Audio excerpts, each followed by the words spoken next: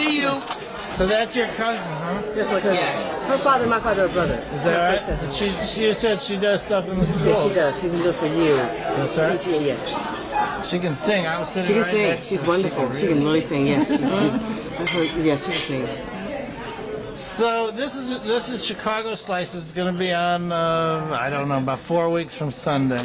In we Chicago. do 5, 6, yeah, just in Chicago. Although Maggie will have the tape. You'll have the tape of the show and of all this. Wonderful. Too. So we'll do whatever, you know.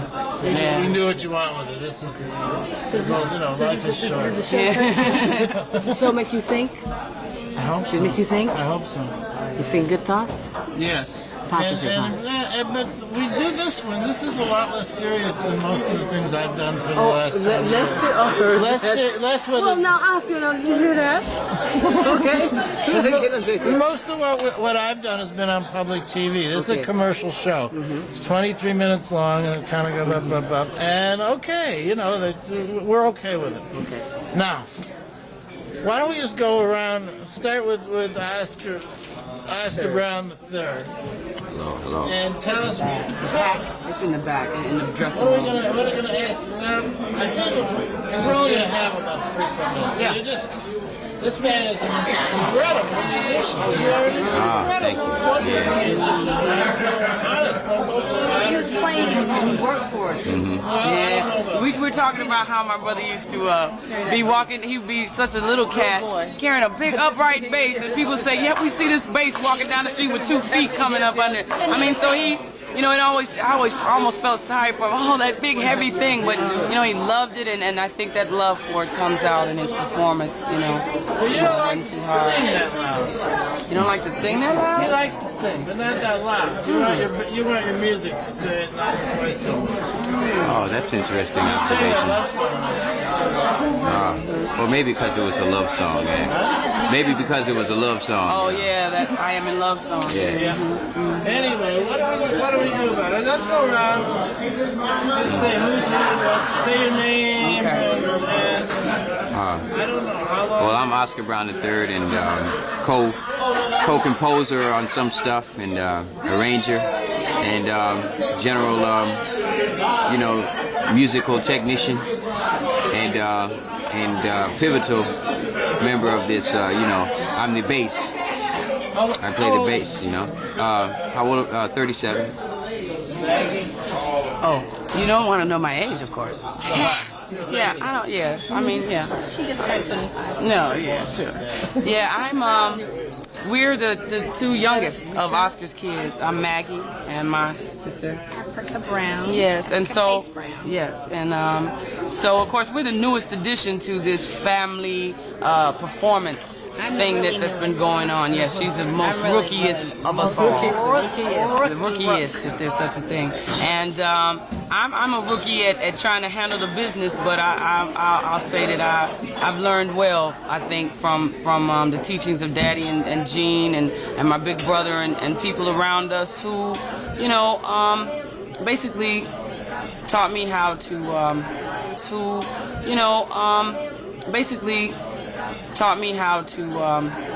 be what you saw me be today, which included, you know, producing the thing as well as performing in it, you know.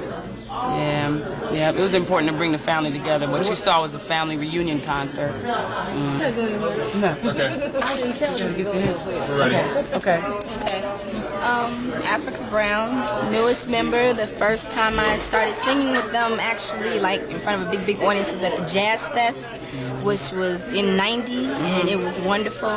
And I was wishing that we could do something like that again. And then my sister single-handedly basically pulled this whole thing together and got family members from like everywhere to come together for something other than you know, a funeral or, you know, something like that. And it worked, and she pulled it off. And we love her for it, and it was great, and I'm pleased to be a part of it. Now, where you live in Chicago? She's cute as pie. Right now.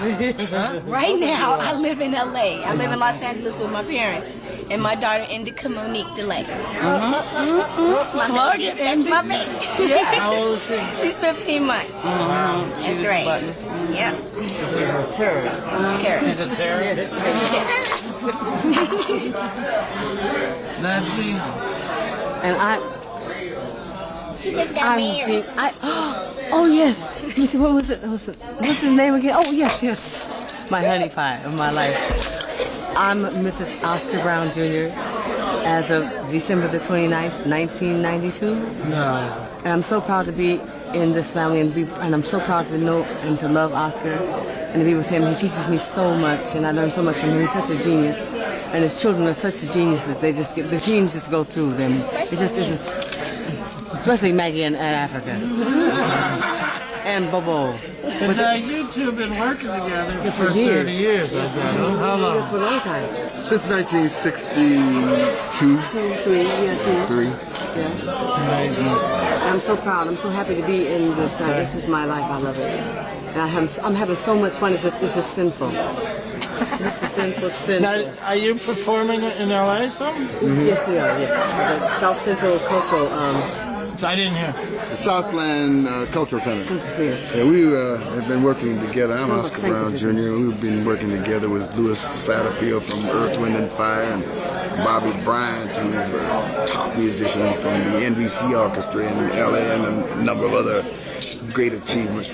Well, anyway, we're all putting together a show called Sanctifism in Inglewood, California. And I've been out there as a member of the faculty of Drew University for medicine. What university? Drew University. It's a medical school. And I was involved in edutainment out there. But I'm thinking now about returning to Chicago and trying to join forces with my kids because they all seem to be moving in very strong. Bobo is a part of a group called the Funky Wordsmiths, some excellent poets. 4 of them performed. We saw them up on the north side the other day. I think that's an up-and-coming group. Maggie herself is going to have to get her own show, boy, because she's too much, you know. She's always been a show in herself. She has a thing that she does in the schools called Legacy. Yes, it's fantastic. You should film that. An edutainment piece that has been very popular and is growing. And the kids were involved in doing Great Nitty Gritty, which is another show that we did here in Chicago about 10 years ago. And it was revived through the agency of a young woman who was in it just as a kid that first time, Victoria Jones Brady now. And she brought it into the theater in the park, theater on the lake. Right. So, well, see, I grew up. I don't know if I ever grew up. Oh, please. But Oscar Brown Jr. was the genius of our time. But yes. And something I mean, I'm what, 7 years younger than you. 7 years. But I'll tell you something. I don't know. I knew a lot in the '60s, and I don't know anything in the '70s or '80s. What happened, and why aren't you the most famous, the richest, and the best guy that ever lived? It's a plan. I have never been able to answer that. I have never figured it out. That's why I'm holding up writing my autobiography. I'm serious though, because no. Well, I think it's the nature of the stuff that I'm writing. That's right. And, Anything that brings black people together, they don't want. It's not even just black people. It's just people. Anybody. They want. explain that though, because Well, I think the entertainment industry really wants to keep people kind of stupefied. They want them to be numb. They want it to be possible for them to talk about tidy bowl and stuff right in the middle of your dinner and hemorrhoid medicine, and you don't even say anything about it. They want you just sort of be, Dish cream. and so they don't really want sensitivity. They don't really want it. I found a long time ago that Brown Baby was the most militant song I had. Far more militant than something that might have said Off the Pig or some of that stuff. They ready for that showdown at the OK Corral, but to put together a family, to go into the projects and try and rescue some of the youngsters and bring people out through their talents, that is just absolutely subversive in America. subversive. It's subversive. That's correct. it's against the general racist code that this country has chosen to adopt, which is a big waste of money and a big waste of talent. I mean, to try and put black people down and keep them down perpetually will exhaust white people forever, and they will never be able to do that. You know, it would be much easier to join forces and cut out the crap. I'll be human again. Well, I'm meeting with Hillary. I'm talking about. I didn't hear. I'm going to talk to Hillary about this. Yeah. Get this dude together, okay? What do you mean? Hillary Miss Clinton. Hillary Clinton. I know. What do you Who's have you really spoken running to her? things? I'm going to. Want to talk to the man? But get this stuff together. I mean, this is Want to talk to turkey. the man in charge of the Get bills together. Yeah, cut out the crap. This is stupid. It's wasting time. This is our lives. They won't take yes for an answer. We'll do a benefit. No, we can't. We don't have any money to do a benefit. We'll have cups. Yeah, cup. Benefit. No, don't do that. Cups. No cups. No cups. No. We can't do that. We have no money to do that. Yeah, that's what's happening. Wow, that's deep. Well, you know, Talk to Koco. the joy. Coco can tell you what's going on. Yes, and I Firmly agree with yes, I firmly agree. And at the risk of not reiterating, I won't expound upon that. My name is Koco. The brown baby. Yeah, Calvin Brunson. Some people call me the Dark Man. You are. And I've enjoyed a very long and wonderful familyhood with Genius and Oscar. We've written a lot of things together. We've had good times. I've learned a lot about life and about art. So what more can you ask for? How long That's have the you known this? brown lady. Well, I met Bobo in high school. We met when I was a freshman in high school. I was 13. So And play the mess out of the piano. that's about what? 20? What high school was it? Kenwood. What is that? How old is that? Kenwood 13? High still. That's 20. That's. Wait a minute. Let me check this. You said 37, so 13, 20. That's 23 years. 23 years. That's all right. That's a lifetime, isn't it, Africa? Yeah, you were. I saw you. I met Jean when she. I believe this is where I believe that you were pregnant. No. Oh, before I met you before. Before you were pregnant. Okay. Of pregnancy. And this was at is the Good brown Time Buck baby. White. That's the brown baby. That's what the song was written about. From the song. That's That's Napoleon. That's my Snaps. father's firstborn. There he is. the firstborn. Explain what about? About the brown baby. Oh, the brown baby. Yeah. He's Well, you wrote a firstborn. song for each. He's the firstborn. Yeah. Firstborn, right? And brown baby, I want you to grow up strong and proud and speak up clear and loud. And that was a militant song at Back the time. in the what? But he wasn't much of a militant at the time. He was a little baby, you see. But he changes. But now he's Napoleon. So that's rather militant. Well, now what's question? I have a question, which is that what happened? You've never played with except at the Jazz Fest. Where it's all together. See, Africa actually was acting from a little girl. When she was a little girl, they were doing a play called In the Beginning that Daddy wrote.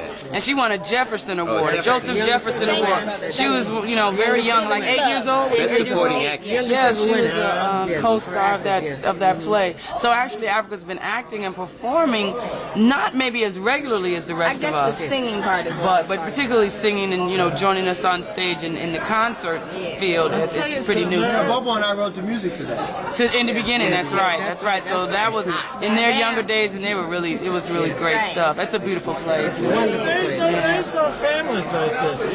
And that's why I think that this is such a good idea and would. Call it. There aren't families that are this beautiful and this brilliant. I can tell you. And we get along. I can tell. It's not. We all get along. Just get along. How We're can all that be? hams, and we understand each other. We're all hams. Big hand. Big ham. Big ham. Not ham hot, but ham. Slightly touched. Well, what about the Some say slightly touched. Yes, by the Did grace. someone use Adam's family as a description? No. Yeah. So what about Chicago? Because this is only a show that's going to be out in Chicago. What about could Oscar Brown Junior have been from anywhere but Chicago? And could all of you happen and been and developed the way you have, except in Chicago? No. Chicago did have a lot to do with it. You know, Koco and I were 23 years playing together, and when we were 13, we had some elder jazz musicians that were in Chicago that helped to set us straight and initiate us into some of the paths that we've followed through on. And so Koco was composing pieces at 14 that we performed at Black Expo on the grand stage at the the museum, because these compositions combine jazz with Bach. Classical with jazz. So this experimentation was like, it was very much part of Chicago. Part of Chicago, absolutely. Mm-hmm. Yeah. Huh. So, the kind of blues that Oscar does and stuff, that's Chicago. I said the kind of blues, the blues bass that goes through Oscar's approach is absolutely Chicago. I don't think it's anywhere else in this country for sure. That kind of feel, it's not a New Orleans type blues. It's not a St. Louis blues. It's a heady blues. It's a head blues. It's a head blues. That's Chicago. Well, he started with it and it fools me. Yeah, right. That's a head blues. That's right. That's right. That's right. Mess with your head. That's right. So he's about the most prolific jazz poet of our time. He's the greatest writer of our time. I know that. And I would compare. I always say that, So he could be compared to Shakespeare. I mean, since Shakespeare, well, fine, but Shakespeare is the best they have, and therefore, I feel like when you look at the way he can take and make sonnets and just make a whole play, a whole musical that rhymes from the first dialogue, spoken to all the way, I agree with you. The question I asked him, and he'll be back, but why is it that the world doesn't know that? Richer or more famous? Well, no, I know well, it. we did. There's a few people in here who know it in a way in their heart. But you know what? Oscar lost a play called Slave Song. He lost it on an airplane flight. And he memorized the whole play and wrote it all. It's all in rhyme, the whole play. He memorized that. Remember that when that happened? You remember that? No, I didn't know that he had lost He lost it. the whole thing. Remember the whole right, thing. I've seen him sit, He's a beside great a whole writer. He's play. great. I mean, and I would say, Shake who? Yeah, instead of... I say Oscar Brown Jr. Yeah, and I try to answer that question because I've been trying to actually, though I need to maybe perform, and I've always wanted to see myself famous and making records and having stuff on the radio and stuff. I've always wanted that. However, I have also been very preoccupied with seeing to the business of my father's music. If someone handles the business, it's a gold mine, and it just needs to be mine. I mean, the gold will just sit in there until you deal with it and process it and get it out there. So I've been trying to do that. It's no easy task. There are obviously forces out here against it because, I'm sorry, it's not like we haven't been trying. It's not like Oscar hasn't been trying. And I'm not saying that, he's done everything right, in his efforts and in his, necessarily the paths that he's taken. But there has certainly been an honest effort. And when he says stuff like, they just won't take yes for an answer, that's true. I mean, you want to do something with young black people to get them to not just be hanging out and just getting into all kind of mischief. He has proposed on numerous occasions in numerous cities to numerous mayors and heads of whatever that this is one thing. And it has worked before. The time with the Blackstone Rangers, the time when we went in Cabrini Green and pulled off Great Nitty Gritty 10 years ago. So it has been proven. 10 years ago when we first did Nitty Gritty, it's that we auditioned in the public housing. Well, Cabrini and others, Henry Horner and Al Geld and Ida B, and just the point was to prove that there's gold in the ghetto, that if given a place to be somebody, a platform, that there is something they can do, of course, other than sell crack, or themselves or anything ridiculous like that. Because really, we are the people, it is our descendants and our future generations that come up with the next thing, especially musically, artistically. A lot of times it really is black people that kind of set the next thing from the jazz and all the music that's happened over the years.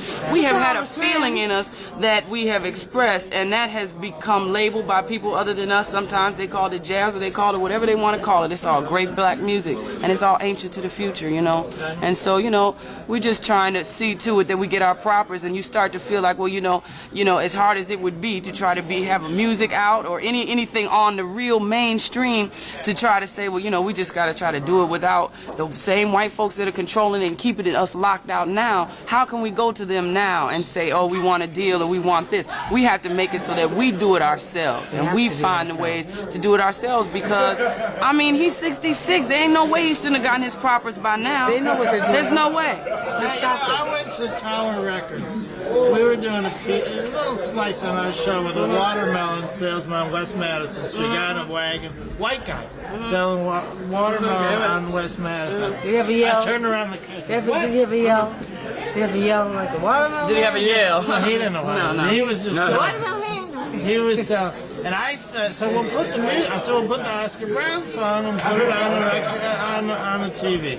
So I go to get the record. I couldn't find the record. Okay, I had a record. I had all the records when I was a kid. I couldn't find that. Oh, no, you can't find it. It's been over 20 years since he wrote that, right? He wrote it on the south side of Chicago. I went to Tower Records, and they had a thing that said John Hendricks or somebody, right? For Watermelon Man? Yeah, and they said he wrote it, right? But was it the same version? Well, it was. See, because you can't copyright a title. Was it the exact same song as what I'm asking? Oh, really? But it was those same lyrics and so forth? And it says John Hendricks? So now that's what I'm saying. That's what you're talking about. That you don't get the due. Well, it's a plan, because they don't want Oscar to get famous, because he makes people listen, make them think. And when they start thinking, the trouble starts. You know what I mean? I do. Trouble starts, because he'll make you think. Want to change What? What You about- told me that, and you meant that, and you mean that, and you meant that? So make a change. I want people to know that we understand where we came from and why we're in the position that we are now. Where did you come from? We came from the strongest dudes and women that survived on that ship. That's where we came from. The ones that lived across the ocean, that managed that to live through that. And they're our ancestors, and we're the strong. We're strong. That's where the Michael Jordans, the O.J. Simpsons, the Arthur Ashe, the Althea Gibson, who else? Charles, all Barkers, all those people. That's what the Muhammad. That's where we came from. We came from the strongest people that came across the ocean, and they're going to keep us down, but they can't. We make all the new things that come out. We start all kinds of trends. We wear it like this. Everybody wears it like that. We wear it like this. Everybody wears it like this. We say wow. We say baby. Everybody says baby. We say bye-bye. Everybody say bye-bye. We say cool. Got white folks cool. saying whoop, that is. Yo, I mean, you know, that's. I mean, and that's beautiful. I mean, that's not no problem. No, the that's thing, good. the problem comes in when you try to act like that ain't what the truth is. You know, that we didn't do right, or you know, that's right. yeah. So It's a whole trip. yeah. But Well, part of it also is there's a lot of joy in doing what you do, Oh, it's much regardless of what. Oh they yeah. say or Oh who yeah. says Oh what. yeah. Because it's your that's art right. and it's your strength and it's your because we know what we're doing. That's right, and that's why we had to come together and do this concert. You know, It's because wonderful. And I'm so happy you know, did we it, got- girlfriend. yeah. You brought it all together. I love that's it. right. You know, And she's it a was baby. important. Yeah. She's a baby. It's the whole thing. She's the young little dude. What'd you Yeah, start Maggie to running say? it, you Yeah, know. she runs it. We love it. Baby- We love her the mom baby running runs it, yeah. I didn't. Everybody has a No, right. She made the whole thing come together. Oh, we were just admiring my sister again, you know, Bestowing more because praise she's my to little her. sister, you know, and she's come up and first she outsang everybody in the family without nobody's permission, and then now she administrates and cracks the whip and has everybody, has pulled this whole thing together too, you know. Yes. I mean, this is from a thought, you know, manifestation of your ideas, you know, go for it and do it, kind of the just do it application, you know. So we've had this beautiful celebration here. You were here, you know, and all this stuff, you know. It's the teamwork, and you said something about the joy in it, and the joy is the motivator. That's the fuel That's right. behind That's it, right, you know. that's right. And that's actually it had me wondering, you know, also that's how the music is created, That's you know, right. like the blues, you know. That's right. There's beautiful things come from beautiful feelings, you know, inside, you know. And so that's what keeps the show alive and makes it have that attraction, you see. We're telling our joy up here, you know. We're sharing our joy. We're sharing it. Yeah, with each other and with our audience. Well, I'm glad I was invited.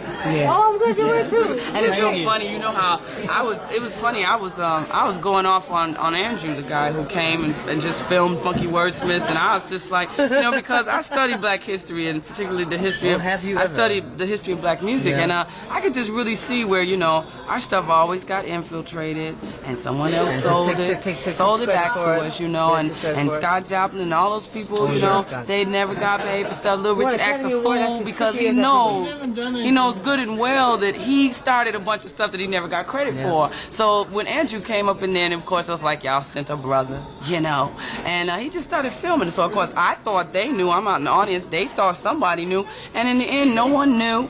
And I was kind of going off on Andrew. I was feeling it, and I couldn't help it. And it wasn't him personally. And it wasn't even just personal. It was just like, listen, I know about the culture bandits. Don't come in here and acting like, and give us our propers. Come on, you don't just come filming, and you don't walk into Michael Jordan's and just start filming. You get permission, you let them know, and they tell you yes or whatever. And then we asked for a tape, and he was like, oh, well, I don't know if you can get a tape. And it was like, now wait.